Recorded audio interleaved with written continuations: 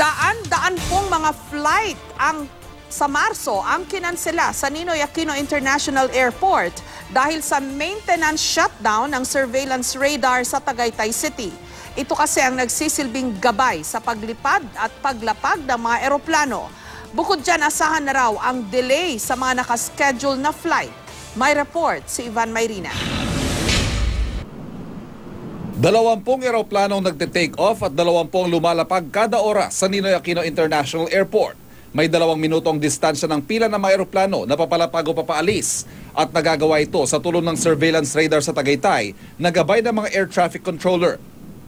Pero sa March 6 hanggang March 11 nakaschedule ang maintenance shutdown ng Tagaytay radar ayon sa Civil Aviation Authority of the Philippines. Ang epekto nito, yung ating controller na gag-guide sila dahil nakikita yung position nila.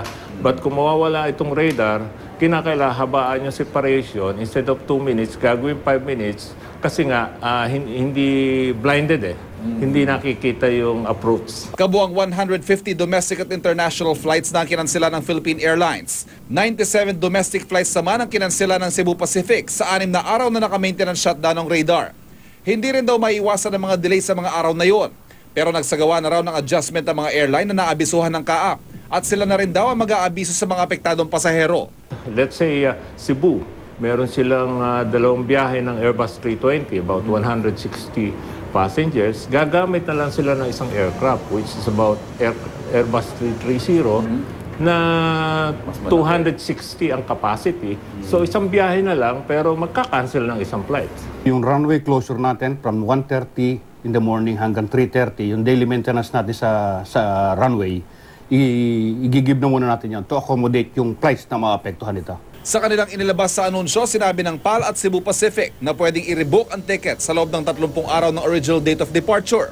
Pwede ring humingi ng full refund. Maaaring magsadya sa kanilang ticketing office o tumawag sa kanilang hotline o mag-email sa kanila. Matagal na raw dapat isinagawa ang maintenance shutdown ng Tagaytay radar na magiging bahagi ng high-tech communications, navigation, surveillance at air traffic management system na inaasahang magagamit na ngayong 2017. Ivan Mayrina, GMA News.